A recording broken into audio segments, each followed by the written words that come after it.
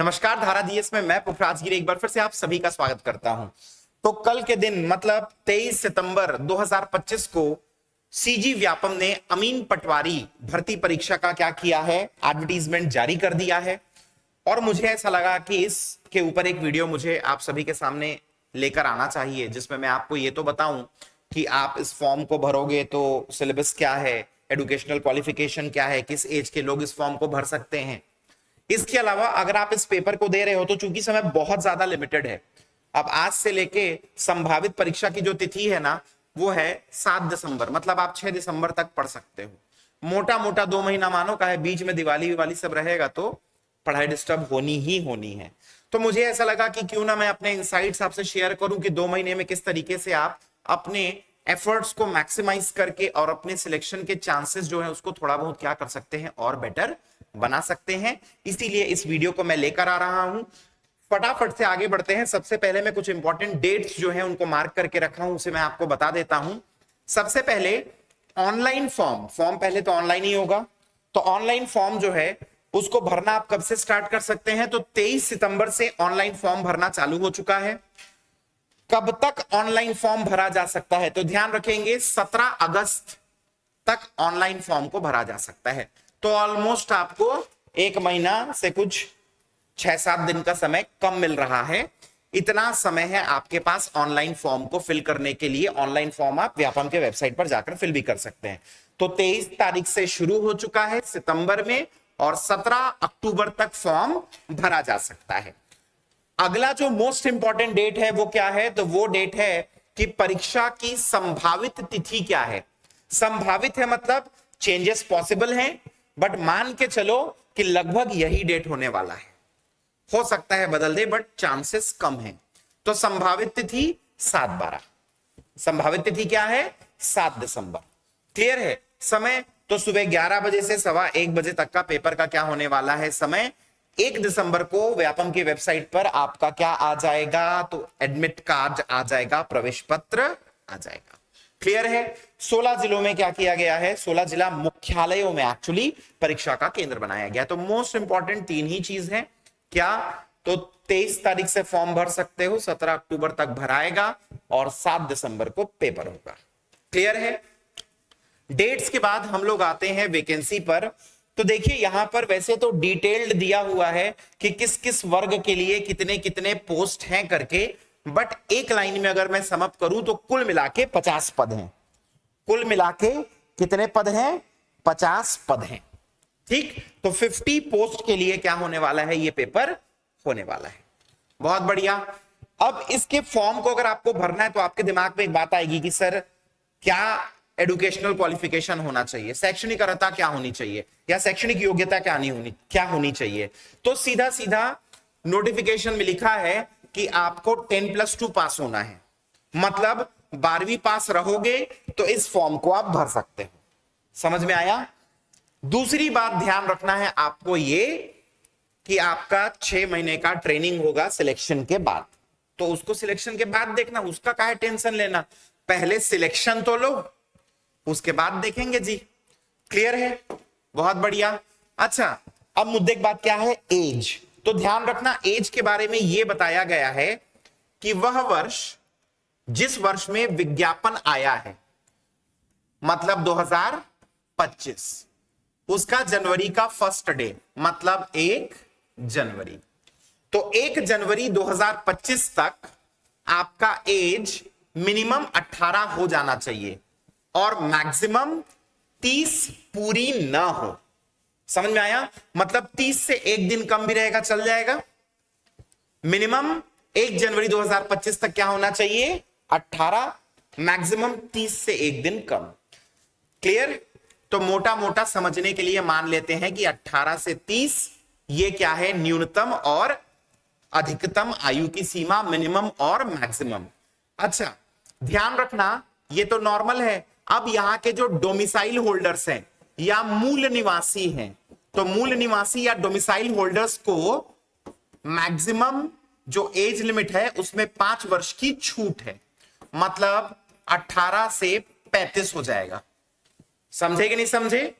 तो क्या बताया मैंने, 1 जनवरी 2025 तक 18 होना चाहिए और 30 से एक दिन कम। लेकिन यहां के जो मूल निवासी हैं, डोमिसाइल होल्डर्स हैं, उनका 18 से मैक्सिमम हो सकता है कितना, 30 की जगह 35। क्लियर है। अब आगे बताता है कि अगर आप SC ST या OBC नॉन क्रीमी लेयर से हो तो मैक्सिमम जो एज लिमिट है उसमें आपको 5 साल की और छूट मिल जाएगी। तो 35 में 5 और जोड़ो तो कितना हो जाएगा, 40। तो सामान्य तौर पे 18 से 30 है, मूल निवासी हो तो 5 साल बढ़ा दो, 18 से 35, तो 18 से 35। तो 18 से 35 के बाद क्या बोल रहे हैं, SC ST OBC हो तो इस कंडीशन में 5 साल और बढ़ा दो मैक्सिमम में, तो 18 से 40। कंफ्यूजन हुआ तो फिर से बोलता हूं। सबसे पहले 18 से 30 है, मिनिमम 18 मैक्सिमम 30। मूल निवासी में मैक्सिमम में 5 साल बढ़ा है तो 18 हो गया 35। आगे क्या बोल रहा है, SC ST OBC हो तो आपको फिर से मैक्सिमम एज में 5 वर्ष की छूट मिलेगी। तो मैक्सिमम 35 था, 5 वर्ष की छूट जो लो तो हो गया कितना, 40।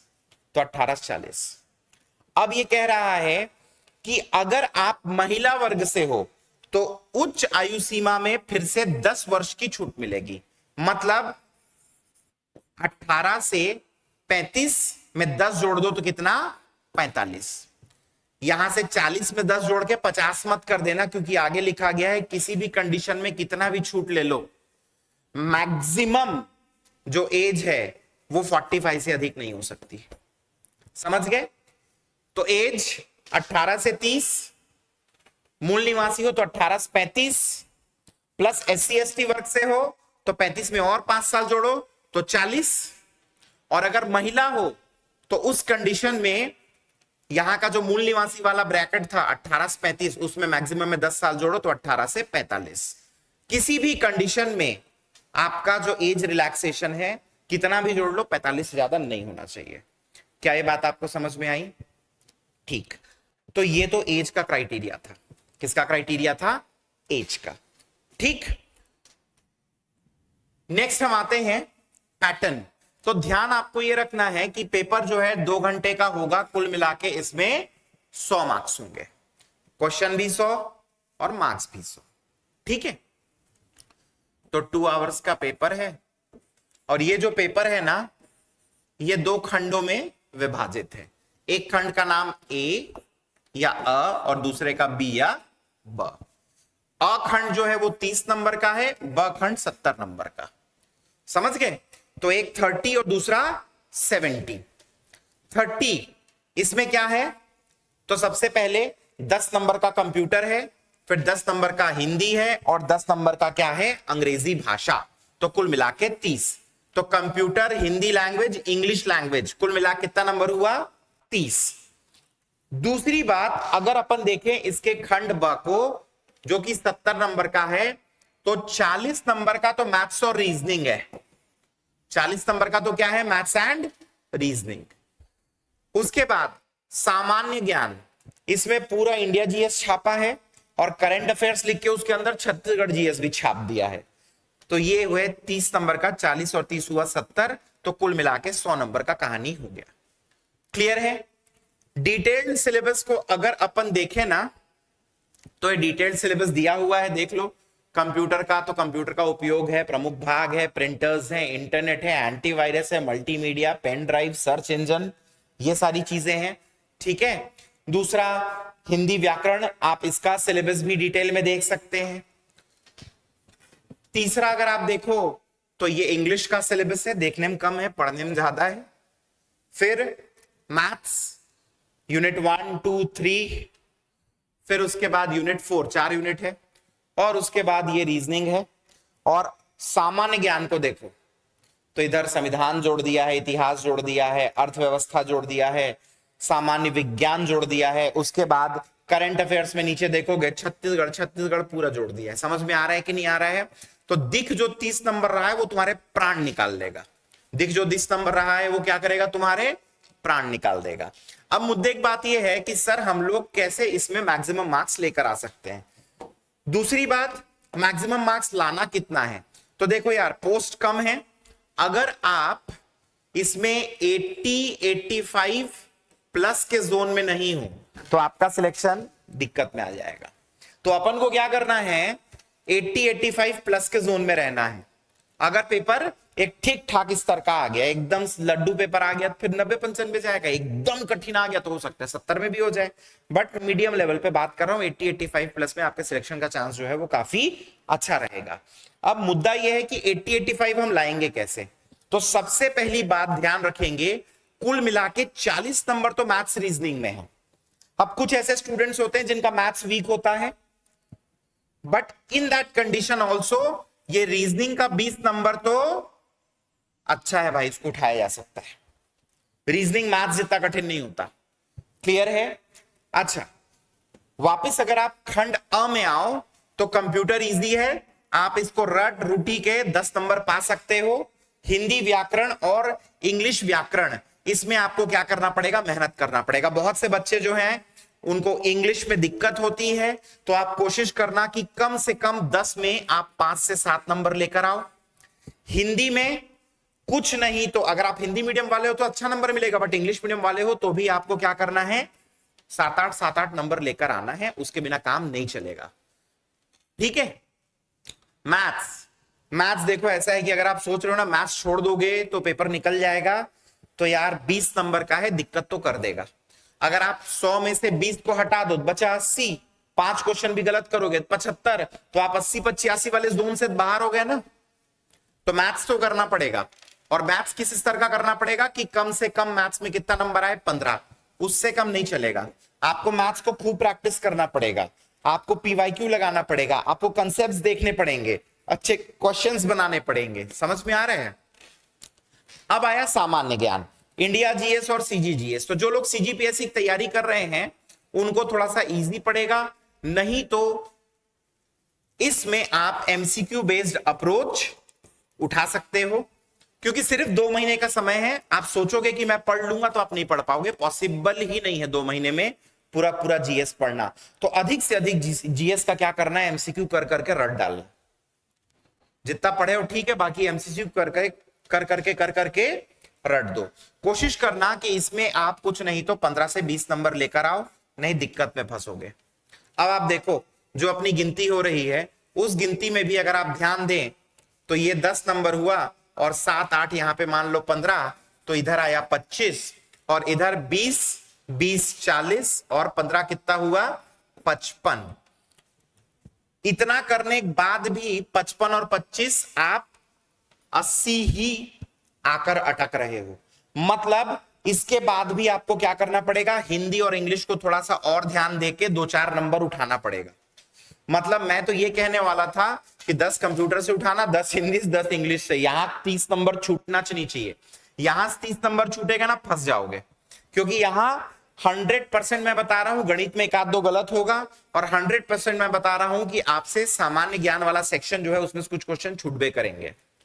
तो आप जान के रखो कि खंड बी में पूरा नहीं ला पाओगे, लेकिन आप खंड अ में, खंड ए में पूरा नंबर ला सकते हो। समझ में आया? तो क्या उद्देश्य होना चाहिए, यहां पे हम मैक्सिमम क्या लगभग पूरा नंबर लेकर आए, और यहां से हम रीजनिंग पूरा उठाएं, मैथ्स में मैक्सिमम उठाएं, और सामान्य ज्ञान में क्या करें, मैक्सिमम उठाएं। क्लियर है? अब इस हिसाब से आपको क्या करना पड़ेगा, अपनी पढ़ाई के समय को बांटना पड़ेगा। क्लियर है? ध्यान रखना, पढ़ाई के समय को 3 भागों में बांटो। पहला सेक्शन ए का 1 भाग होना चाहिए, दूसरा होना चाहिए मैथ्स और रीजनिंग का 1 भाग, और तीसरा जो होना चाहिए वो होना चाहिए जीएस का। समझ रहे हैं? तो पहला भाग ये थोड़ा सा 2.5 घंटा जैसा होना चाहिए, मैथ्स रीजनिंग कम से कम 2 घंटा, और जीएस कम से कम 1.5 से 2 घंटा। अगर इस तरीके से आप करोगे ना, आने वाले लगातार 60 दिन तक पढ़ाई, तो देयर इज एवरी पॉसिबिलिटी कि आपका पेपर बहुत अच्छा जाएगा। अब मजे की बात यह है कि बहुत से स्टूडेंट्स ये नहीं समझ पाते कि सर इतना तो हम कर रहे हैं, बट हम उस 2 घंटा 2.5 घंटे में कितना पढ़ना है उसको कैसे जानेंगे। तो उसके लिए क्या करना पड़ेगा, बेस्ट तरीका है, अगर आप चाहें तो सीधा कोई क्लास ले लें। ठीक है? धारा जीएस के तरफ से भी अमीन पटवारी की क्लास लॉन्च की जा रही है। अमीन पटवारी की हमारी जो क्लास है ना, इस क्लास को हम लोग बहुत ही मिनिमम प्राइस में दे रहे हैं, और पहले 50 जो स्टूडेंट्स हैं उनको हम लोग टेस्ट सीरीज भी क्या कर रहे हैं, फ्री में दे रहे हैं। क्लियर है? तो आप चाहो तो लाइव बैच, साथ में हाइब्रिड भी है, ऑनलाइन ऑफलाइन दोनों मिलाकर, उसको ज्वाइन कर सकते हो। सिर्फ ऑनलाइन भी है जिसमें लाइव और रिकॉर्डेड क्लास होगी, पीडीएफ नोट्स दिया जाएगा, प्रथम 50 छात्रों को टेस्ट सीरीज भी फ्री में मिलेगी। 29 तारीख से बैच शुरू है और बैच की टाइमिंग सुबह 7:30 बजे से है।